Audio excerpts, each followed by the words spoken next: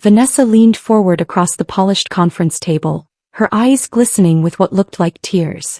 But I knew better. Those weren't real tears. They never were with her. She took a shaky breath like she was gathering courage, and then she said it. She's not really his daughter. He just took her in. The words hung in the air like smoke. Heavy. Poisonous. I froze in my chair, hands gripping the armrests. Not because I was shocked by what she said. I'd known this moment was coming. I'd seen it building for weeks, maybe even years. But I didn't expect her to say it here. In front of everyone. In front of Dad's lawyer, Mr. Hutchinson. In front of our Aunt Carol and Uncle James. In front of our cousins who were already whispering and exchanging glances. She wanted an audience for this. She wanted witnesses to watch her erase me. To rewrite the story of our family and cast me out like I never belonged. My heart pounded in my chest, but I didn't let my face show it. I just sat there perfectly still watching her perform. Before we continue, I would like to know where you're watching from in the comment section. Also hit the subscribe button and share this video, as this will help this video to travel far so others can learn also. My name is Erin Dalton. And yes, technically speaking, I'm his stepdaughter. Dad married my mom when I was 6 years old. I barely remember my biological father. He left before I could form any real memories of him. But the man who just passed away 3 weeks ago? Richard Dalton? He raised me. He taught me to ride a bike, helped me with homework, walked me down the aisle at my wedding. He called me his daughter without hesitation. He loved me. I knew he did. And Vanessa hated that. She was his biological daughter from his first marriage. 15 when Dad married my mom. She never accepted us. Never accepted me. To her, I was always the intruder. The fake daughter. The girl who didn't share her blood and therefore didn't deserve her father. But Dad never saw it that way. He had enough love for both of us. He tried so hard to make us a real family. And now Vanessa was sitting here trying to erase 29 years of my life with one cruel sentence. Trying to turn me into nothing. I didn't cry. I didn't flinch or look away. I just sat there letting the silence stretch out like a rubber band pulled too tight. Then I turned my head slowly and looked at Mr. Hutchinson, Dad's estate lawyer. His face was uncomfortable, jaw tight. Then I turned to Vanessa. Our eyes locked. And I smiled. Not the warm, sad smile you give at a funeral. Not the polite smile you use to keep the peace. No. This was different. This was the smile you save for the final move in a chess game. The smile that says, I know something you don't. The smile that says, you just walked right into my trap. Because Vanessa had just made the biggest mistake of her life. She thought she was being clever, pulling out the blood card in front of everyone. She thought it would be the killing blow. But she had no idea what I was holding. No idea what Dad had left for me. And I was about to enjoy every single second of watching her world crumble. Vanessa always used blood, like a weapon. It was her favorite card to play whenever she felt threatened. When Dad bought me a car for my 17th birthday, a used Honda that I loved, she made a comment at dinner. Must be nice not even being his real kid.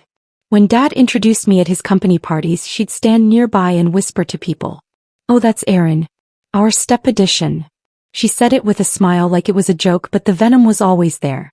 Every achievement I had, every moment of pride Dad showed in me, she found a way to diminish it. To remind everyone, including me, that I wasn't really his. That I was just a bonus kid he got stuck with when he married my mom. But here's the thing Vanessa never understood. When Dad got sick last year, when the cancer diagnosis came and the treatment started, who was there? Me. Not her. I drove him to every appointment. I sat with him during chemo. I held his hand when the pain got bad. Vanessa. She visited twice. Once for his birthday. Once when she needed money. During Dad's final months, I could tell something was weighing on him. He never said it directly, but I knew. He was worried about what would happen after he was gone. About what Vanessa might do. One night in late August, I stopped by his house to drop off groceries. He was supposed to be resting, but I found him in his office, surrounded by manila folders and legal documents spread across his desk. He looked up when I walked in, and for just a second he looked caught. Guilty almost. Then he smiled, that tired smile I'd gotten used to seeing. Hey sweetheart, he said softly. I set the groceries down and walked over. Dad, what are you doing? You should be in bed. He shook his head, gesturing at the papers. I just want to make sure everything's in order. Want to make sure you're protected. Protected. The word stuck with me. I should have asked more questions then. Should have pressed him about what he meant. But I didn't. I just kissed his forehead and told him to get some rest. 2 weeks later he was gone. The funeral was a blur. I remember the flowers, the too bright sun, the way Vanessa sobbed dramatically at the graveside. But the day after we buried him, that's when things got strange. Vanessa hosted what she called a family brunch at Dad's house. She sent out a group text inviting everyone. Aunt Carol, Uncle James, their kids, even some of Dad's old work friends. I showed up out of respect wearing a simple black dress, my eyes still swollen from crying. Vanessa answered the door in designer black from head to toe. Chanel probably. Her makeup was perfect. Her smile was bright. Too bright. And that's when I felt it. That sinking feeling in my stomach. Something was wrong. I walked into the living room and immediately noticed the way people looked at me. Aunt Carol gave me a tight, uncomfortable smile. Uncle James wouldn't meet my eyes. My cousins who I'd grown up with suddenly found the floor fascinating. Vanessa had already gotten to them. She'd already started spinning her story, turning them against me. Making sure that when the time came I'd be alone. 2 weeks after the funeral I got the email from Mr. Hutchinson. Subject line: Estate Discussion Private Family Session. The meeting was scheduled for the following Tuesday at his office downtown. I felt my stomach twist as I read it. This was it. The moment Vanessa had been planning for. I arrived 15 minutes early, but she was already there. Sitting in the conference room like she owned it, chatting easily with Mr. Hutchinson. Aunt Carol and Uncle James were there too. So were 2 of my cousins. Mr. Hutchinson cleared his throat and began going over Dad's assets. The house. The savings accounts. His retirement fund. The small business he'd owned. It was more than I expected. Then Vanessa interrupted him. Her voice was soft, sad, calculated. Before we go further, I think we need to address something. She looked around the room, making sure everyone was paying attention. Erin wasn't legally adopted. She's not part of the legal family. My blood went cold. Mr. Hutchinson shifted uncomfortably. Well, the will does mention. Vanessa cut him off and pulled out a folded paper from her purse. I have a copy of Dad's will from 2015. It's very clear. She unfolded the document slowly, deliberately. Like she was unveiling a masterpiece. Mr. Hutchinson frowned as she slid it across the table. This is from 8 years ago, Vanessa explained, her voice dripping with false sympathy. Before Dad got sick. Before things got complicated. The paper was old. I could see that from where I sat. It had that yellowed quality of something that had been stored away for years. Mr. Hutchinson picked it up, scanning the pages with a deepening frown. Vanessa continued, playing to her audience. It clearly states that everything goes to his biological daughter. That's me. Dad wrote this when he was healthy, when his mind was clear. It represents his true wishes. Aunt Carol made a small sound. Uncle James looked uncomfortable. My cousins stared at their phones. I felt the walls closing in. This was her play. An old version of the will from before I graduated college, before Mom died, before I became Dad's primary caregiver. A version where she got everything. And she'd made sure everyone in this room saw it first. Made sure they'd question anything I said next. I felt my pulse hammering in my throat, but I forced myself to stay calm. Forced my voice to stay level and controlled. I looked at Vanessa and said quietly, "So this is what we're doing now?" She blinked at me, her face a perfect mask of confused innocence. Like she couldn't imagine what I was implying. "I'm just being honest, Erin. I know this is hard, but we have to follow Dad's wishes." Her voice was so gentle. So reasonable. It made me want to scream. "His wishes," I repeated slowly. She nodded, placing her hand over her heart. "I just want what Dad would have wanted. I think we all do." The room murmured in agreement. Aunt Carol nodded. Uncle James cleared his throat. They were buying it. Every word. Every carefully crafted lie. But I didn't flinch. Didn't show panic. Because I knew something Vanessa didn't. I'd been playing the long game from the moment Dad put that envelope in my hands 3 months ago. And she just walked right into my trap. I drove home in silence, my hands shaking on the steering wheel. When I got to my apartment, I went straight to my bedroom closet. In the back, behind my winter coats, was a fireproof safe. I'd bought it specifically for this. Inside was the envelope Dad gave me. Heavy manila, sealed with red wax.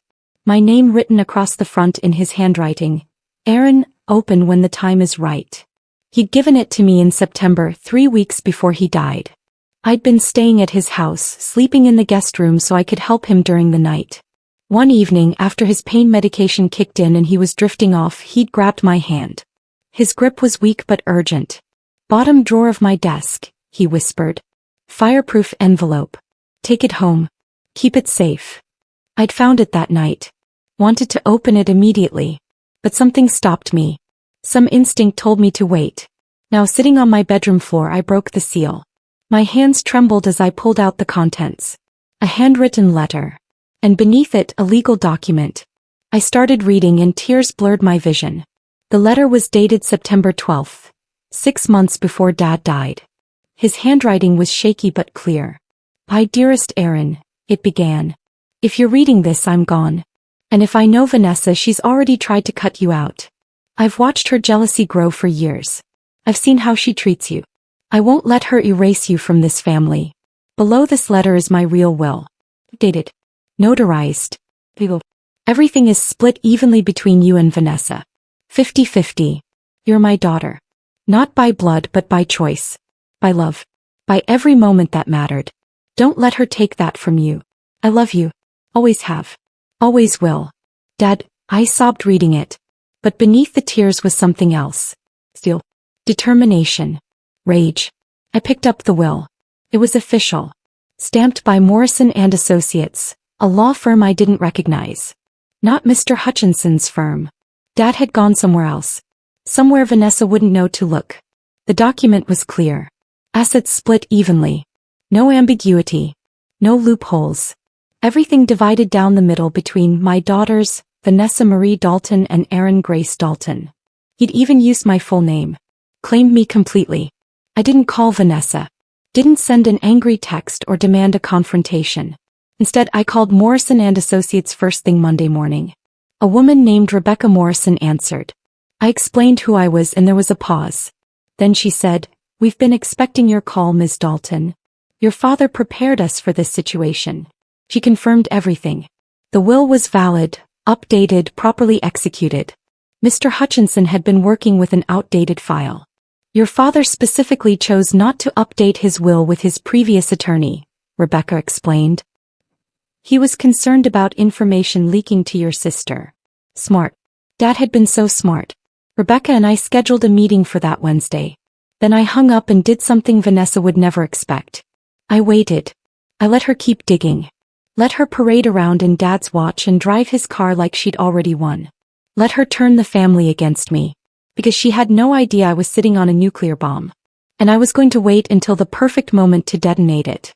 While Vanessa played the grieving daughter on social media, posting old photos of her and Dad with captions like, "Miss you every day," I started pulling financial records. Dad had added me to his accounts years ago in case of emergency. Those permissions hadn't been revoked. What I found made my blood boil. Starting in July, right after Dad's diagnosis, there were withdrawals from his savings account.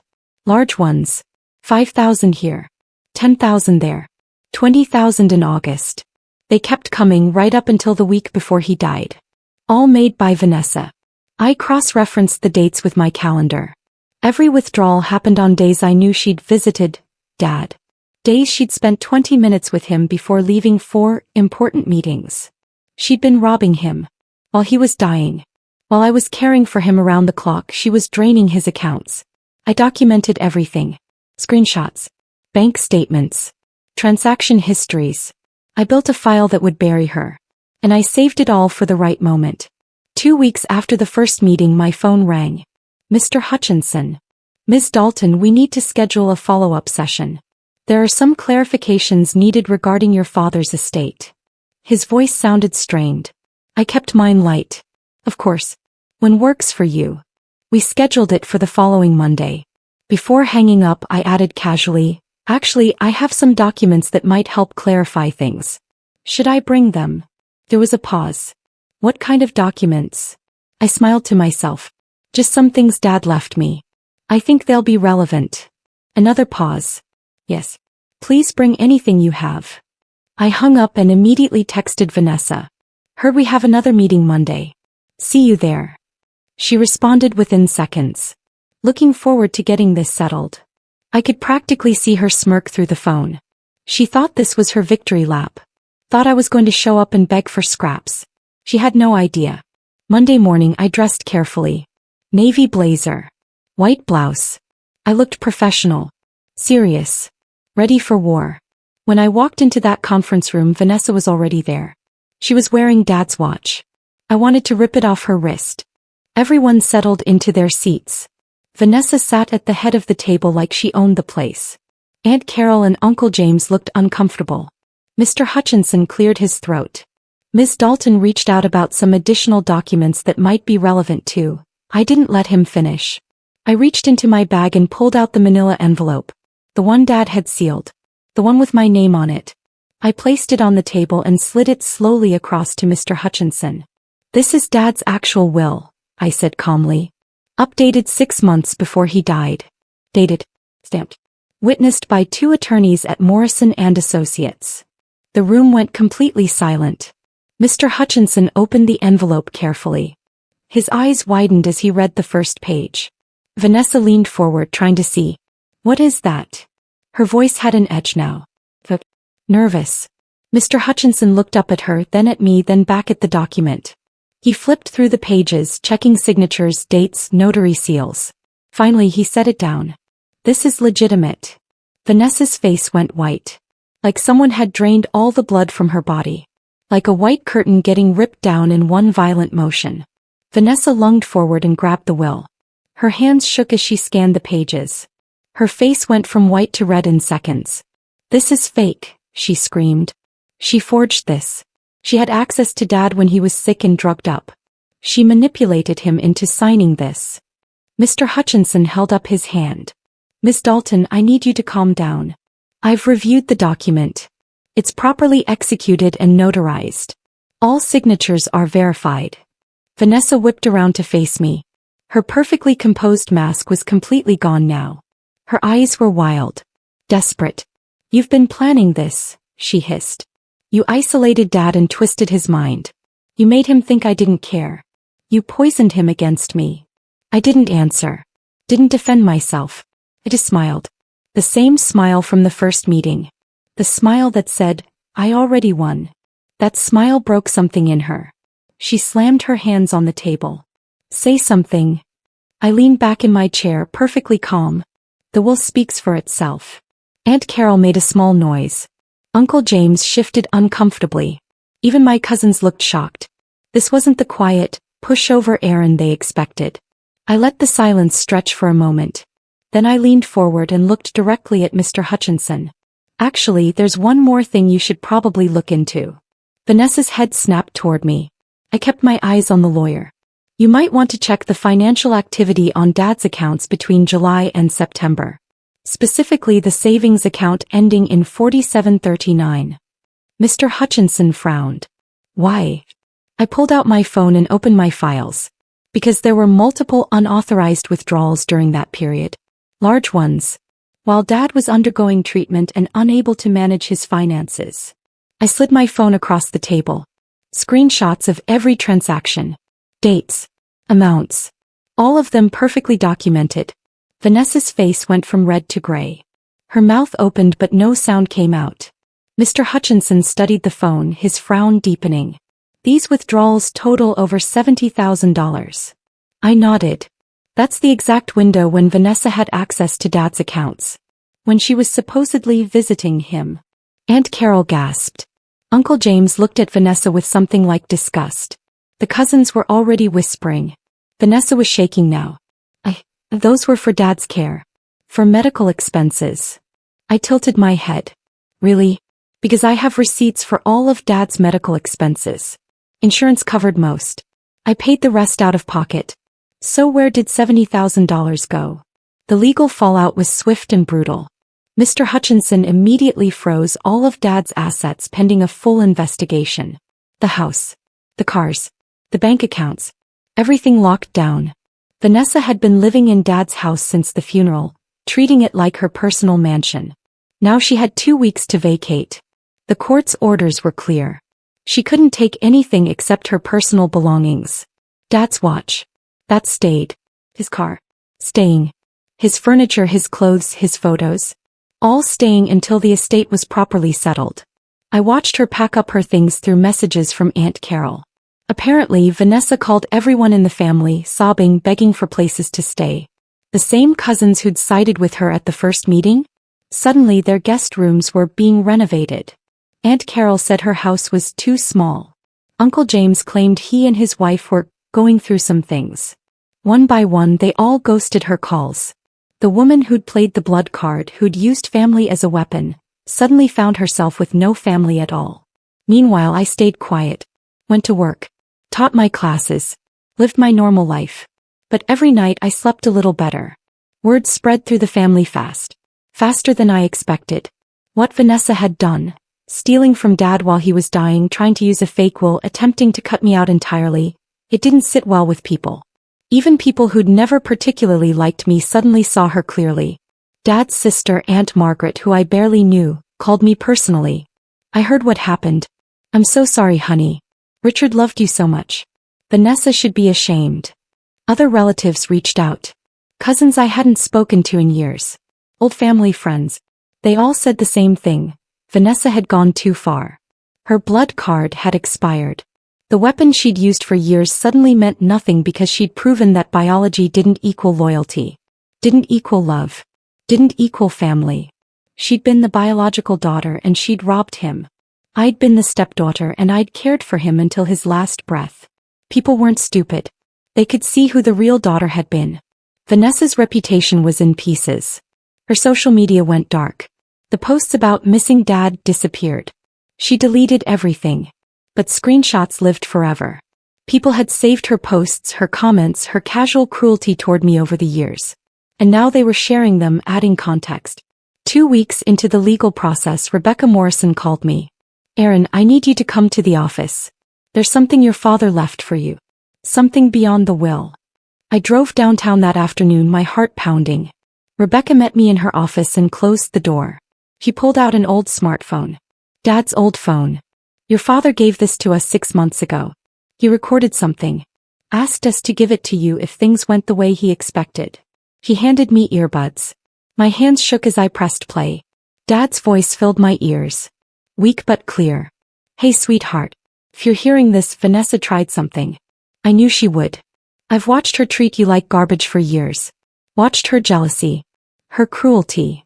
He coughed. A long, painful sound. Then continued. If she ever tries to twist the story, tries to say you weren't my daughter, you make sure they hear this. You were more my daughter than she ever was. You showed up. You loved me. Not my money. Not my house. Me. His voice cracked. I love you, Erin. You're my kid. Always were. Always will be. Don't let her take that. The recording ended. I sat there crying. Rebecca put a hand on my shoulder. You didn't need this for court. The will is solid. But your father wanted you to have it anyway. The court date came. The court date came. Vanessa showed up with a lawyer. A good one. Expensive. She was fighting back with everything she had. But it didn't matter. Rebecca Morrison was better. She presented the updated will, the notary statements, the witness testimonies from the lawyers who'd helped Dad draft it. She showed the timeline. Showed that Dad had been mentally competent when he signed. Showed the paper trail. Then she dropped the financial records. Every withdrawal Vanessa had made. Every suspicious transaction. The judge's face hardened as the evidence piled up. Vanessa's lawyer tried to argue. Said she'd had permission. Said the money was for Dad's care. But Rebecca had medical bills. Insurance statements. Proof that every legitimate expense had been covered. Proof that Vanessa's withdrawals went somewhere else entirely. The judge didn't need long to decide. The updated will is valid and will be executed as written. Assets will be split evenly between Vanessa Marie Dalton and Erin Grace Dalton. Vanessa started to cry. Real tears this time. But the judge wasn't finished. Furthermore, Ms. Vanessa Dalton is ordered to repay $73,000 to the estate for unauthorized withdrawals. She has 90 days to comply. The gavel came down. I'd won. Completely. 2 months later, I was home on a Saturday afternoon when someone knocked on my door.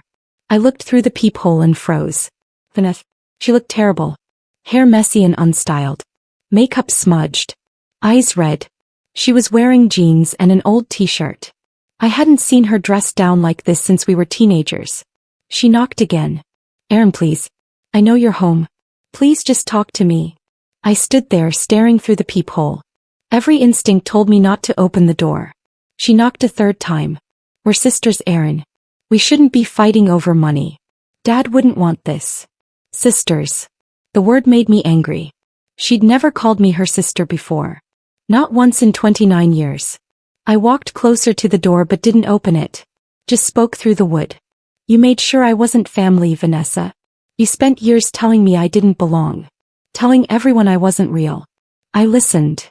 Her voice cracked. I was wrong. I was jealous and stupid and wrong. I'm sorry. I almost believed her. Almost. But then I remembered her face in that conference room. The fake tears. The forged will. The $73,000 she'd stolen. You're not sorry you did it, I said quietly. You're sorry you got caught. There's a difference. The estate was finally settled 4 months after Dad died. Everything split down the middle just like his will said. The house was sold.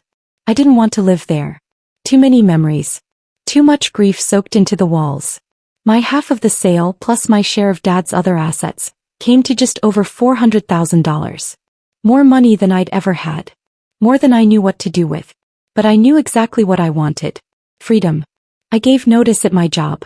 Sold my apartment. Packed everything I owned into a moving truck and drove across the country to Colorado. I'd always wanted to live in the mountains. Dad knew that. We'd talked about it during his last weeks. You should go, he'd whispered one night. Don't stay here because of guilt or obligation. Go live your life, sweetheart. So I did. I bought a small house outside Boulder with a view of the Rockies. Started a new job at a local school. Made new friends who didn't know about the inheritance fight or the family drama. I didn't take Dad's watch or his car or any of his things. I took his letter. His voice recording. The memories of who he really was. That was enough. 6 months after I moved, Aunt Carol called me. We'd been talking occasionally. She felt guilty about how she'd acted at first. I should have trusted you, she said one night. I should have known Richard loved you the way he did. I forgave her. Life was too short to hold grudges against people who were genuinely sorry. During this particular call, she hesitated before saying, I thought you should know. Vanessa moved back in with her mother. Her mother. Dad's first wife. The woman who'd left him when Vanessa was 10. She lost her job, Aunt Carol continued. Couldn't keep up with the repayment plan. Had to sell her car. Her husband left her. I didn't feel happy hearing it. But I didn't feel sad either. Just empty. She's telling people you manipulated everything, Aunt Carol said quietly. That you tricked Richard into changing his will. That you stole her inheritance. I sighed. Let her talk. Anyone who matters knows the truth. And they did.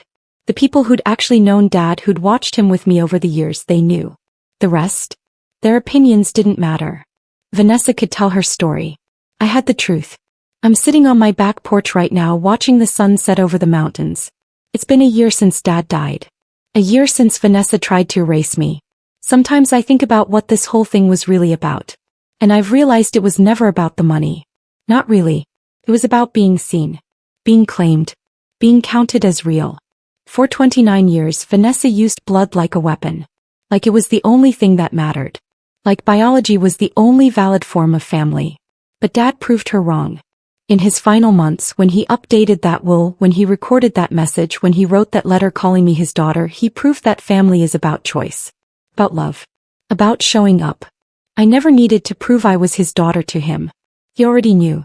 But I'm glad I got to prove Vanessa was wrong. Glad I got to show her that blood doesn't mean loyalty. That being born into a family doesn't make you worthy of it. You have to earn it. Through love. Through presence. Through care. No. I don't look back. Not at Vanessa. Not at the inheritance fight. Not at any of it. I look forward. At mountains. At possibility. At the life Dad wanted me to live. Free. Happy. I was his daughter. I am his daughter. And nothing Vanessa says or does will ever change that.